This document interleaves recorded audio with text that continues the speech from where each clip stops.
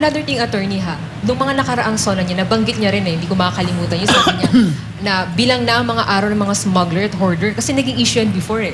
Sabi niya, di ba, pinatupad pa, nilagdaan pa niya yung Anti-Agriculture Economic Sabotage. Meron bang naging resulta? Kasi dapat singilin din natin siya dun. May nakita akong kinasuhan nila, hindi ko naman kilala yung pangalan. Pobre. Siguro kung sino lang yung tao doon na ginawa nilang scapegoat. BBM, ikaw naman ang Secretary of Agriculture nang nangyari ito mga smuggling na ito ng sibuyas, technical smuggling ng kung ano-ano. Pati nga sa sukal, may technical smuggling kayo. Technical smuggling, mga kababayan, yung dapat yung tax babayaran ganito. Dinedeclare lang po nila ng ganito para yung tax, ito lang. Kaya technical yung smuggling. Kumikita sila doon sa tax na hindi binabayaran. Doon sila nagra-racket ng porsyento. So, wala namang nakulong sa smuggling ng sibuyas. Walang nakulong sa smuggling ng asukal, sa technical smuggling. Di ba ngayon nakikita natin, may nag-report nga sa news na may mga warehouse na refrigerated, na may mga sibuyas pa pala na hindi pa nila na-unload. Kasi nga, nagre-reklamo ang mga local farmers. Di ba kailan lang yun na yung mga kamatis, mga sibuyas nasa highway na lang? Tigpa 5 pesos na lang yung kamatis nasa highway na lang. Kasi wala na eh. Paano nila matransport? Ang mahal-mahal po ng diesel. Ayan. Paano naman yung farm to market roads? Paano ang transportation cost? Paano makakompetensya ang ating mga local farmers at producers sa mga importer? Kasi pinapayagan ni BBM na ang solusyon, importasyon na lang. Huwag na maghintay na mag-food production. Kasi si BBM, short-sighted yan eh. Wala naman yan, di ba? Hindi naman yan siya sanay sa buhay na maghahanda siya para sa sunod ng mga taon. Ngayon lang yan siya nagkaposisyon ng presidente na talagang dapat niyang seryosohin. Kaya wala siyang short-sighted siya. Kaya kung sino lang dyan sa gilid niya, makakatsutsu up sa kanya, yun lang pakikinggan niya. Sana naman, ilang SONA na tayo, Mr. President Talagang tuwang-tuwa ako. First SONA, sinabi pa mga PWD. Abay, tuwang-tuwa naman ako, di ba? P3 PWD, party list ko doon Abay, pinuri-puri ko pa siya. Nawala na yung PWD sa SONA, sa sunod-sunod na SONA. Talagang nilagay lang doon para lang, magbuka naman siyang may puso siya para sa PWD. Nasa na yung social pension ng mga PWD at mga seniors? Saan na? Kung ang nirakit nyo dyan, ng bilyong-bilyong pisong maleta, hindi nyo ninako yan at binigay mo yan, BBM, sana sa social pension ng PWD at mga seniors. Abay, papasalamatan po naman kami sa inyo. Actually, sagutin ko lang yung tanong mo, no? Sa smuggler, bakit wala nakulong? Anak ng senador Hindi mo sasabihin kung sino. Grabe Anak naman. ng senador yung smuggler Grabe diba? naman. Tanong natin kay Paldon. Kaya naman tong political dynasty na ito talagang dapat putulin na ito Bakit pala si BBM walang political dynasty na sinasabi? Zero siya sa political dynasty. Wala rin siyang sinabi tungkol sa VAT and excise tax na tanggalin na yan. Sa VAT and excise tax sa fuel at kerosene, wala siyang sinabi. Kahit na napasa na yan, sabi ni Kong Rian Lebiste, napasa na yan sa House.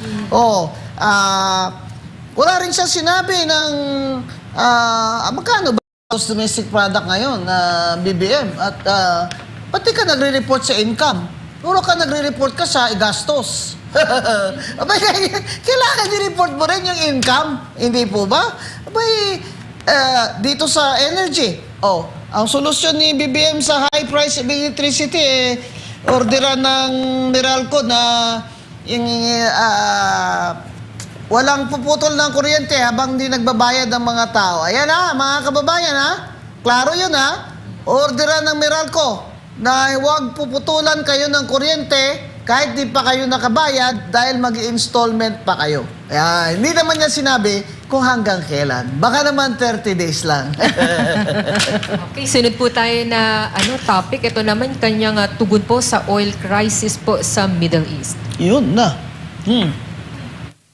Mula nung tumama sa ating bansa ang epekto ng giyera sa gitnang silangan, nagdeklara tayo agad ng State of National Energy Emergency. Iisa ang ating misyon, uplift, ang iahon ng ating nahihirapang mga mamamayan. Ang lahat ng mga ahensya ay inatasang magtipid at pagtuunan mabuti ang mga programa na mas mahalaga sa pagtugon sa mga epekto ng krisis. Ibinuhos natin ang pondo kung saan karapat-dapat at mas kinakailangan sa mga pangunahing serbisyong ramdam at tiyak na makakatulong sa ating mamamayan. Ang pera ng taong bayan na muntik mapunta sa bulsa ng mga tiwaling opisyal ay naisalba natin. At sa halip na magamit natin ay nagamit natin sa mabuti at para sa tunay na kapakanan ng mamamayan.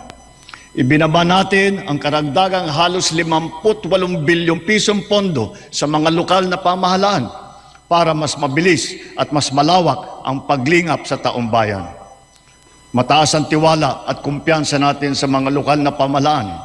Ito ay paghahanda na rin para sa mas marami at mas malawak na serbisyo para sa kanilang mga nasasakupan. Nagsimula tayo doon sa mga direktang naapektuhan ng kaguluhan. Ang pagsaklolo sa ating mga kababayang OFW na naipit sa digmaan.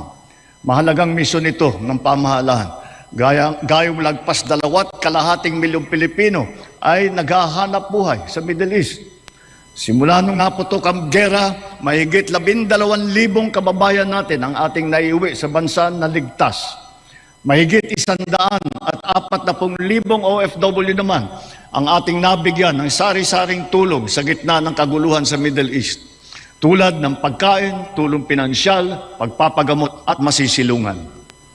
Pag-uwi sa Pilipinas, sila ay ating tinulungan upang makapagsimula muli sa pagpahanap buhay sa pamamagitan ng Action Fund at OWA Kabuhayan Program.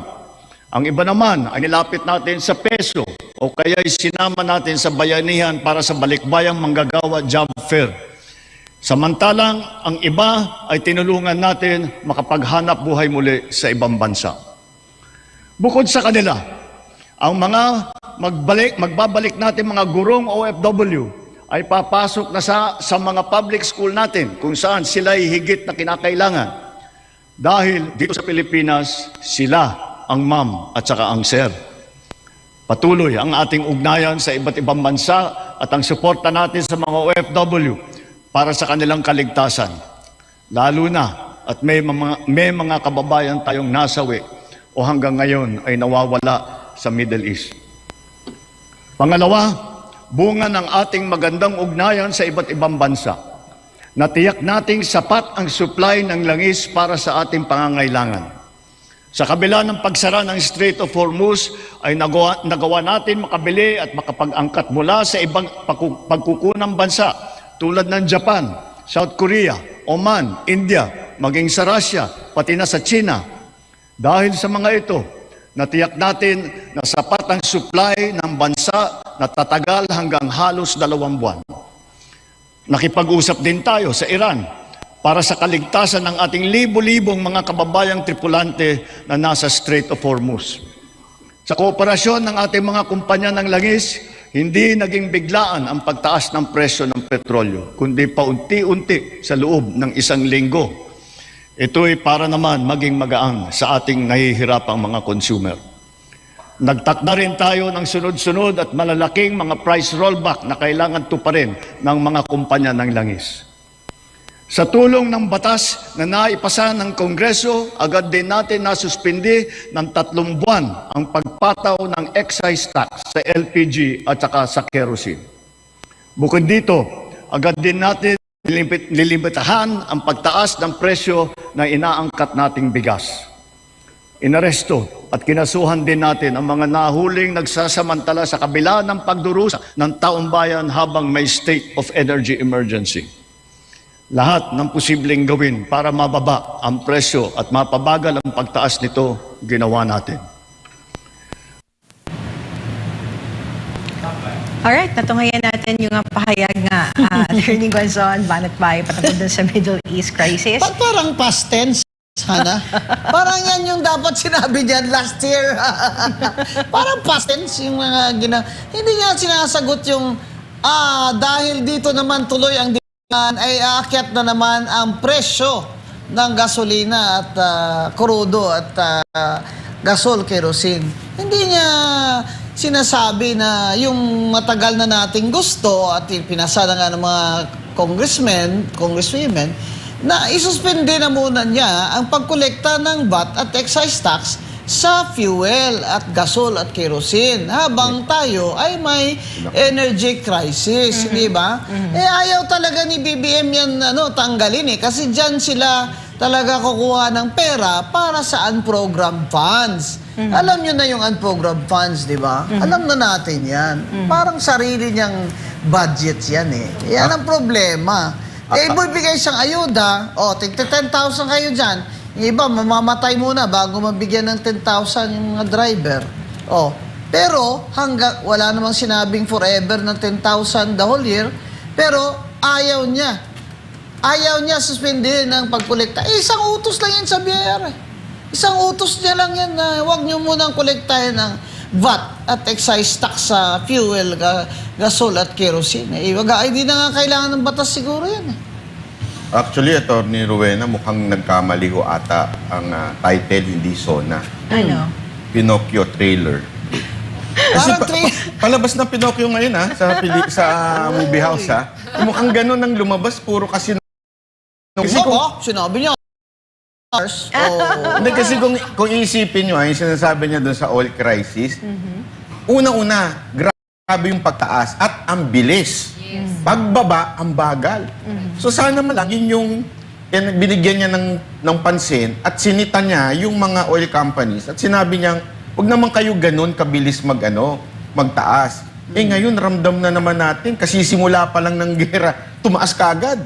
Pumalo talaga kaagad yung presyo dito sa ating mga Kahit old gasoline stock station. yun Kahit Oo. old stock.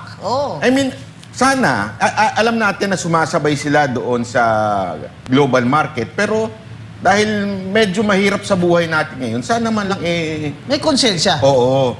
At sana yung plano rin na hindi lang yung pangmabilisan, tulad niya sa gas, sana yung plano niya sa EV, sa ay bigyan niya ng pansin. Kasi kung, di ba, tayo po nabigyan ng pagkakataon pumunta sa China, grabe electric na, ultimong motor, electric na. Kaya no wonder, siguro, kumukuya-kuya-kuy na lang sila habang nagyegera dun sa ibang bansa dahil sila, naka-EV naman. Tayo, ano bang hakbang ng presidente para talaga lumakas ang EV?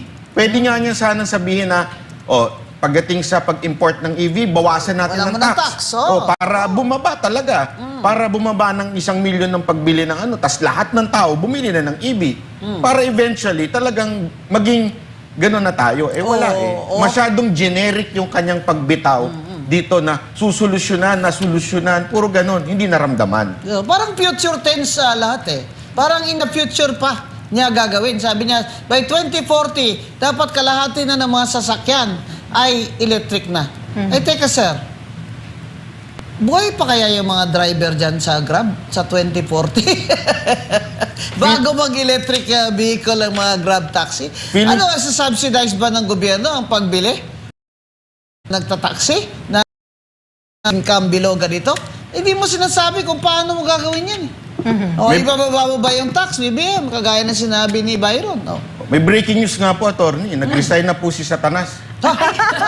Sabi ni Satanas, eto na, mas sinungaling sa akin to. Sagad to. Nawala ng trono si Satan. Grabe. Kaya ang hirap paniwalaan. Yun ang problema talaga ni BBM. The people do not believe him anymore. You know, I'm just not saying na tayo mga middle class hindi. Yung mga vendor, tingnan mo kanina, di ba nakita nyo na interview doon sa news, na mga tao, wala nang tiwala kung ano man sabihin niya dyan. Yes. Wala namang mangyayari dyan. In the meantime, patay na kami.